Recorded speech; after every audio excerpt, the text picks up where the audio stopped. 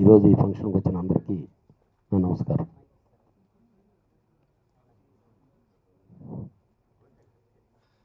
ఈరోజు first already release చేశారు ఒక చెట్టును గురించి లీడ్ చేసి ఒక సాంగ్ సుద్దాగల అశోక్ తేజ్ గారు రాశారు. అన్ఫార్చునేట్లీ ఈరోజు మార్నింగే నా కొడుకు పంపింది సార్ ఒక మెసేజ్.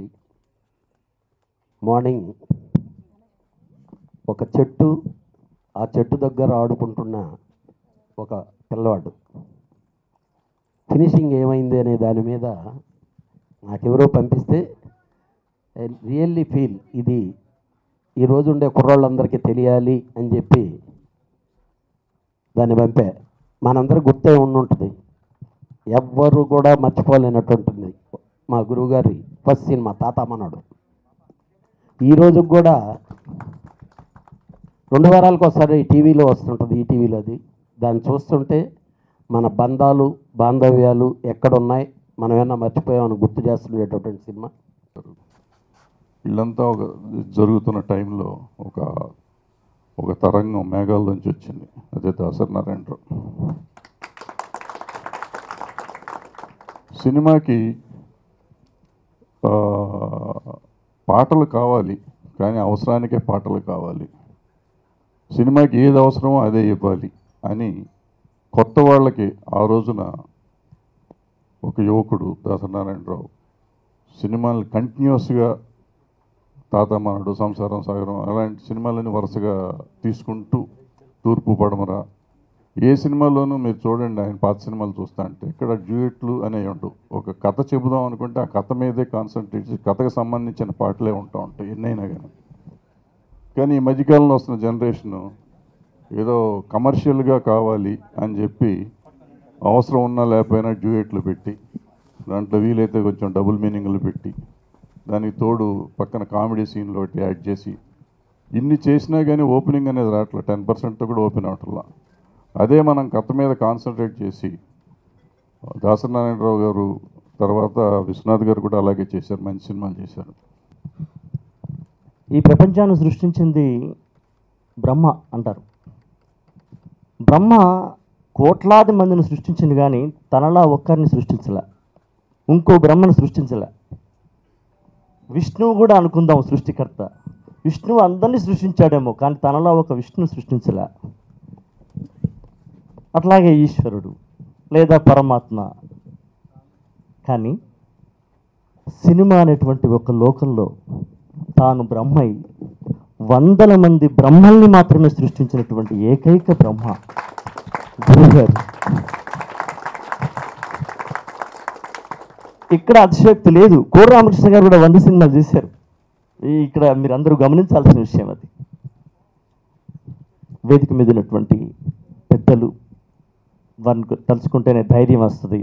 భరద్వాజన్న గారిని, కళ్యాణ్ అన్న గారిని, అట్లాగే డైరెక్టర్ వన్యం రెడ్డి గారిని, వేదిక మీదటువంటి హీరో మా ఉత్తేజ్, గురుగారి దగ్గరికి నన్ను తీసుకుపోయి నన్ను పరిచయం చేసిన మా ఉత్తేజ్, అట్లాగే ఈ సినిమాకి దర్శకత్వం వహించినటువంటి యశోకృష్ణ, ఇంకా అందరూ నిర్మాతలు, మా సూర్య, డైరెక్టర్ సూర్య, ఎదురుగా ఉన్న పెద్దలందరికీ నమస్కారం. సో పెద్దగా మాట్లాడటానికి ఏం లేదండి. నాకు చాలా ఆనందంగా ఉంది ఈ మూవీలో ఒక అవకాశం రావటం. ఒక మెయిన్ లీడ్ అవుతానని నేనైతే అనుకోలేదు. డైరెక్టర్ పిలిచి మాట్లాడినప్పుడు జోక్ చేస్తున్నారా అని చెప్పాను. ఇంకెవరైనా చూడండి మీకు టైం ఉంటే అని కూడా చెప్పాను. అలా కాకుండా నమ్మి చేసిన డైరెక్టర్ సూర్య గారికి, ప్రొడ్యూసర్స్ మారుతి గారికి, రాధాకృష్ణ గారికి, అందరికీ నా థ్యాంక్స్. అండ్ ఈ మూవీకి పరోక్షంగా ఈ మూవీ నాకు తెలిసేంత వరకు హెల్ప్ చేసిన హనుమాన్ చౌదరి గారికి, అందరికీ thank you so much. And please bless the movie. Thank you so much. వేదాల ముందు శుక్లాంబరం పాడినట్టు తర్వాత రామాయణ భారత భాగవతాల ముందు దశరథ మహారాజుకి 3 భార్యలను చదువుకున్నట్టుగా ఉంటుంది. చాలా భయంగా ఉంది. గురుగారు, ఎప్పుడు మీ ముందు ఒక మాట ఎప్పుడూ నాకు తిరుగుతూ ఉంటే చెప్పాలని. ఇంతకుముందు ఏదైనా అడ్రస్ అడిగితే ఆ రామాలయం దాటి రైట్కి తిరిగితేనండి కరణం గారి ఇల్లు, ఇంకెవరి ఇల్లు అని. అలా సినిమా పరిశ్రమలో ఏ సినిమా అడ్రస్ అడిగినా ఈ రామాలయం దాటే వెళ్ళాలి. రామాలయం లాంటి ఒక ఆలయం అది. ఏ సినిమా తీసుకో తన సినిమాలో ఉన్న ఒక కోణమో ఒక అంశమో ఒక ఎమోషనో లేకుండా తెలుగు సినిమా ఇండస్ట్రీలో ఇంతవరకు సినిమా లేదు. గురువుగారు తాత మనోడు వచ్చినప్పటి నుంచి ఇప్పటి వరకు ఆయన స్పర్శించని ఒక్క ఎమోషన్ ఉందా? ఇదే సినిమాలు గురువుగారు. విశ్వరూపం, స్వయంవరం, గోరింటాకు, ఓమన్స్ తిరుగుతుడు, మేఘ సందేశం, ప్రేమాభిషేకం, ఎన్ని ఎన్ని ఎన్ని ఎన్ని సినిమాలు, ఎన్ని ఎమోషన్స్. ఒక పదానికి ఇన్ని అర్థాలా అనిపిస్తాయి. గుండెకు తెలుసు గుండె బరువెంతో, ఆ గుండెకే తెలుసు గుండె కోత బాధెంతో, నీ గుండె రాయి కావాలి, ఆ గుండెల్లో పిరంగులు మోగాలి. ఒకటే వర్డ్. డైరెక్టర్ గారు, మా అన్నయ్య, నా గాడ్ ఫాదర్ సుద్దాల అశోక్ తేజ గారు నా వెంటుండి ఇప్పటికీ నేను అన్నతో దాదాపు ప్రైవేట్ సాంగ్స్ ఒక 200-300 పైన నేను అన్న రాసినటువంటి పాటలకి సంగీతాన్ని సమకూర్చాను. అలాగే నాకు నగరం నిద్రపోతున్న వేళలో అన్న రాసిన 3 పాటలు చాలా పెద్ద హిట్. అలాగే ఈ సినిమాలో కూడా అన్న సింగిల్ కార్డ్ రాశారు, ఒక్క పాట మాత్రం వేరే అతను రాశారు. ఇందులో గాయకులు కూడా లలిత సాగరి, అలాగే సాయి చరణ్, ధనుంజయ్, విష్ణు కిషోర్, రామ్కి ఇందులో నేను కూడా ఆలపించడం జరిగింది. ఐశ్వర్య. ఒక అద్భుతమైనటువంటి కథతో డైరెక్టర్ గారు సూర్యనారాయణ గారు నా దగ్గర రావడం. ఆ సూర్యనారాయణ గారు ఫస్ట్ సాంగ్ మేము అనుకున్నది ఒక ఫోక్ సాంగ్తో స్టార్ట్ చేశాం.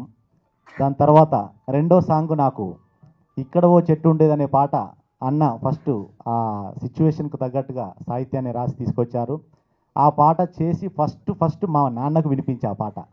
నాన్న వినిపిస్తే మా నాన్న కళ్ళ వెంబడి నీళ్లు కార్చుకున్నారు. నాకు డైరెక్షన్ ఆఫర్ వచ్చాక ఫస్ట్ టైం అడ్వాన్స్ తీసుకున్నా, ఫస్ట్ డే షూట్ చేశాక కూడా రాని సంతోషం ఇప్పుడు నేను ఆ ఎక్సైట్మెంట్ పెడుతున్నాను. మీరు వచ్చాక ఒక దర్శకుడు తన ఆలోచనతోనే సినిమాకు ప్రాణం పోస్తాడు.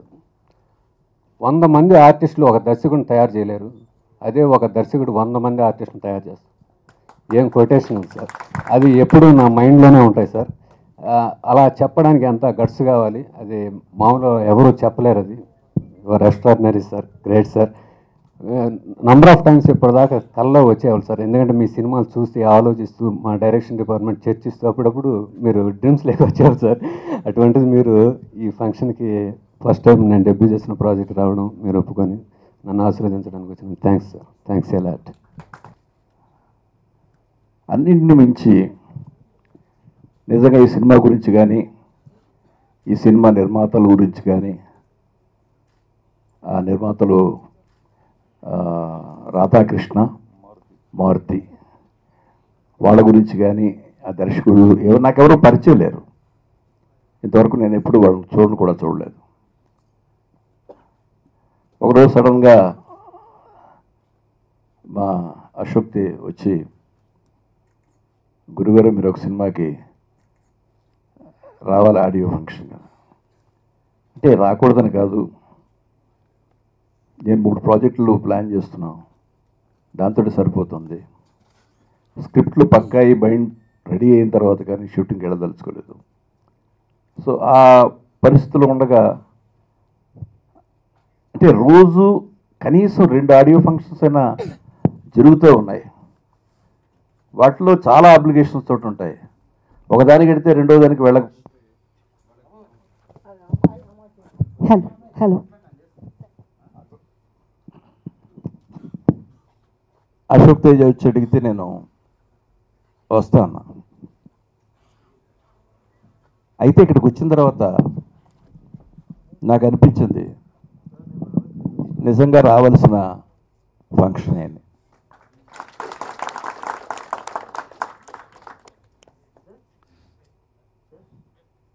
ఇక్కడ ఎవరది?